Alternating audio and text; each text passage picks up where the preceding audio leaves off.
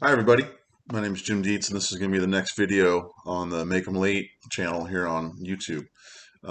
This is a video, it's a moose hunt that happened this past fall. It actually takes place August 31st of 2021. A coworker and I, another fellow guide named Blake, he drew a once-in-a-lifetime Idaho moose tag. He can never draw a tag again in the state of Idaho, especially a bull.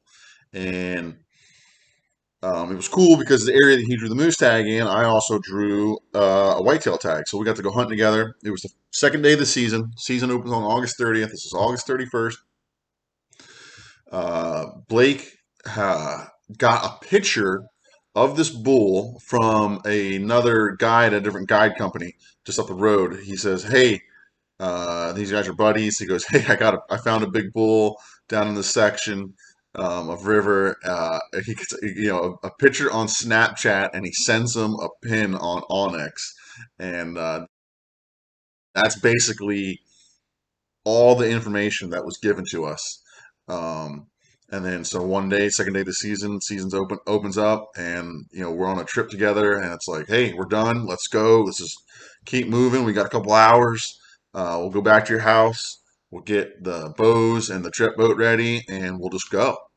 And so sure enough, day gets over. We run down there, hop in a boat, drive up the boat river a little bit in the boat. Sure enough, there's a moose.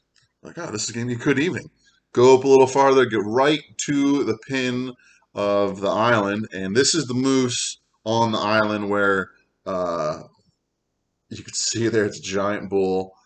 He gets uh, just some Snapchat pictures of this bull, and there's a bull standing there, and we're like, "Holy shit, this might work."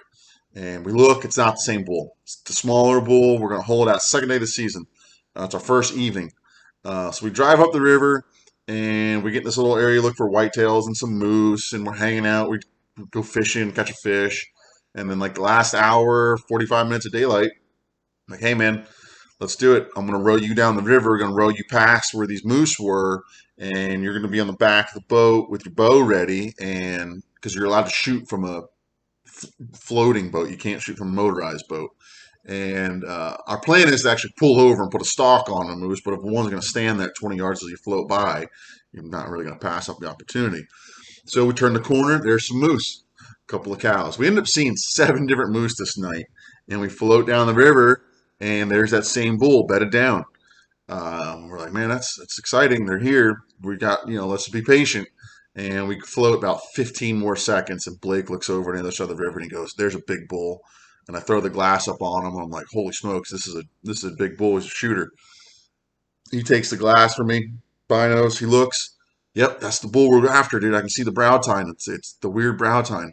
So we float by this bull at 50 yards, and we pull into a slough, and we sneak back up on this bull, and he's out there on this point, and you're gonna see in the video it looks kind of weird because it is. We're completely unprepared. I'm wearing sneakers. I got a green fishing shirt on. I have my binos. Blake's wearing Crocs, shorts, and I think he's got a black long sleeve T-shirt on. In reality, it actually worked out great. We were in these willows. The willows were so thick that when Blake was crawling up to get to the final spot he could shoot from, I'm actually breaking willows behind him just so he has some room, just so he's not making a lot of noise, and he can also pull back his bow and shoot. And yeah, it comes right down to the last couple minutes of daylight. I mean, the last 5 minutes, 10 to 5 minutes of shooting light, and the bull finally gives us an opportunity, and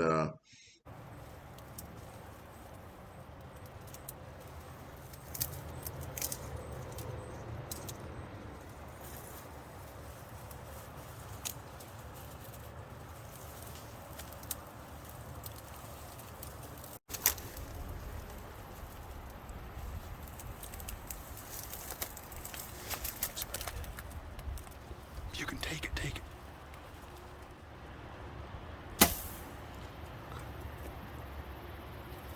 Okay, knock another one.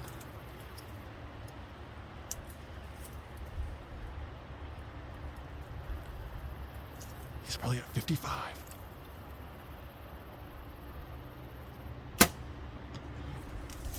Just smoked him, dude. I think you just smoked him. I smoked him. I think you just smoked him. The second one is a fucking smoker. I see him. I got my eyes. He's standing right there. Don't. I think he's gonna go down right there, dude. I can see him better on the camera. His head's going down. I think you just smoked him, dude. I think you just smoked him. Holy fuck, dude. Good job, buddy. Good job. I can see him better on the camera.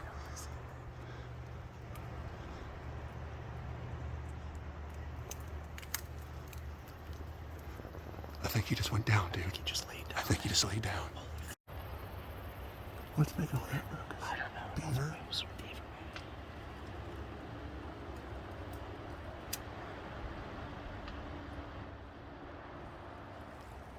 Hey, I think you just smoked a fucking giant, dude. Okay, you can see we're pretty excited. We're having a huge adrenaline drop right there. I got to kind of fill you in on what's happened and what's about to happen. First things first, I only filmed all of this with my cell phone. Like I said, we were completely unprepared. He also made a perfect second shot. The second shot double lunged him. I mean, it was perfect. You couldn't put an arrow any better in a bull moose like that.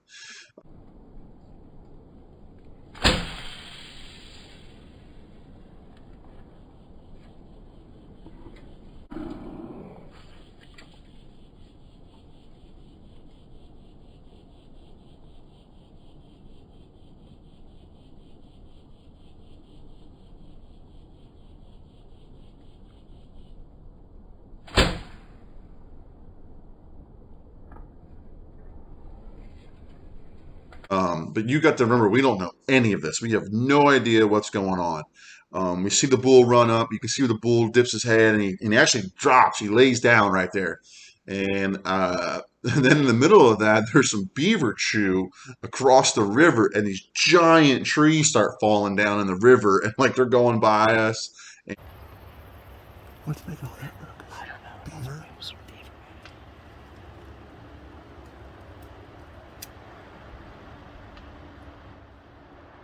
And we're on full adrenaline run, and I look up. We're not cheering real loud, but we're making some noise, and I don't know what's gonna happen. But I look up and I see the bull leaving. I see the bull going through the willows.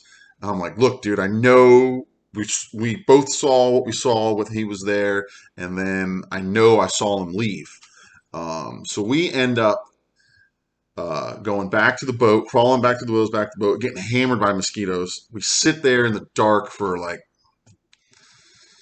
half hour, 45 minutes. We want to make sure we give this bull plenty of time before we go look at blood because, like I said, we have no idea what's going on. We have no idea where the shot went. We have no idea where the first shot went. We just don't know. So the best thing you can do is give it a little bit of time. Our plan is to sneak up the same spot where we shot from, and you can see he's shooting over a little finger of water. It's not an island. It's a little tiny finger of water. Well, what we didn't know is that's a spring. So at 6'3", I go in first. I'm thinking I'm going to walk across, maybe get waist deep. It turns out I like start swimming. I can't cross the little slough, and it's too cold. I have my binos, everything's over top my head. I can't do it. I can't make it across. I can't go swim out in the main river. It's way too dangerous. It's dark on us now. We've got headlamps. He doesn't even have a headlamp. I have a headlamp on my phone. He's got a phone. And we I think someone's got a flashlight. So I think I have a backpack with a flashlight in it too. And so we keep going. We sneak up this slough. The thing is, the slough goes to where the bull went and laid down.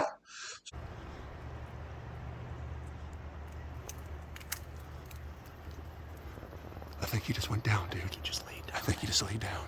So now we're trying to be really sneaky because we don't want to jump this bull. We can't see what's going on. We try to cross. We can't. We ended up having to go all the way to the head of that slough, and we come creeping down right where the bull could have potentially been bedded down. We don't want to jump him. So we end up crossing over that island. We walk through the rocks. We go all the way back to where the first shot took place. Can't find anything. Can't find an arrow. Can't find scuff marks. Can't find anything. Go over to the second shot. Can't find anything either. We make our way through the willows, and Blake finds a little tiny spot where blood was dripping off this bull. We're like, all right, he's hit. He's 100% hit. Now we know that. Now we're committed. And I mean, I mark it on Onyx, and we start scouring and looking, and we can't find anything. There's no tracks. It's so thick you can't see a track. We know that the bull went down this trail. That's about all we really have to go on. And what happens is we look for blood for just a few minutes, and I kind of give up on it, to be honest with you. And I'm like, screw it. I'm just going to walk. I'm just going to walk, start kind of zigzagging around out here in front of us. We know the bull went this way, and that's all I got to go on. And he was just a little bit behind me in the willows, and I went, I think 15, 20 yards. I don't think it was more than 20 yards. And in the dark, man, walked up. There's a bull moose laying right there, and I turn on my cell phone immediately. Like I find that bull just 2 seconds before I turn the phone on, and I turn it on, and then you get to see me play a little trick on Blake and his true reaction to him finding this bull. Yeah, enjoy. Hey, I found some more blood up here.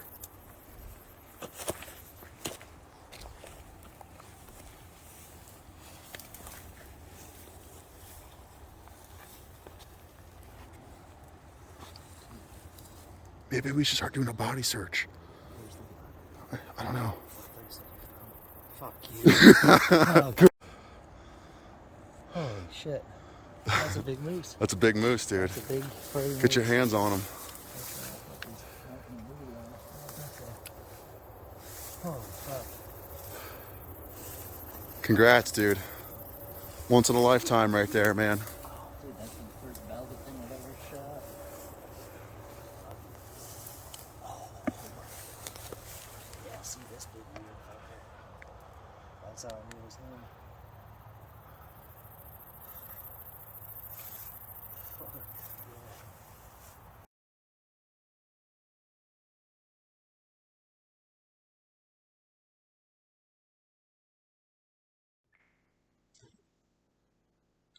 Well, everyone, thank you again. I hope you enjoyed it. I know it's not the greatest, but it's what I have to work with. Sometimes hunts just come together, and that's what you get.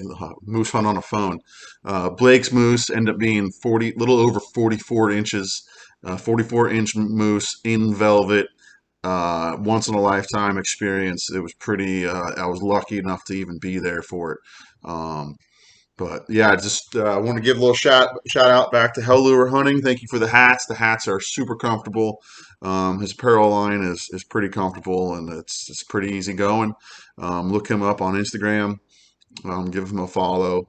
Yeah, please like and subscribe to the page, and hopefully I'll get you some more footage here. And I got some tarpon stuff to come out, and I got some other hunting from this season. It was kind of a slower season for me. Blake and I were able to get out one more time, and I did film my whitetail tag with him. Unfortunately, it was a very rainy day, and all we have are pictures. I'll show some of them here in a second, but it was a really quick shot. It was a gunshot late in October, really rainy, and I don't think there's hardly any video at all, just some still pictures. But I'll share those here in a second. So until next time, guys, over and out.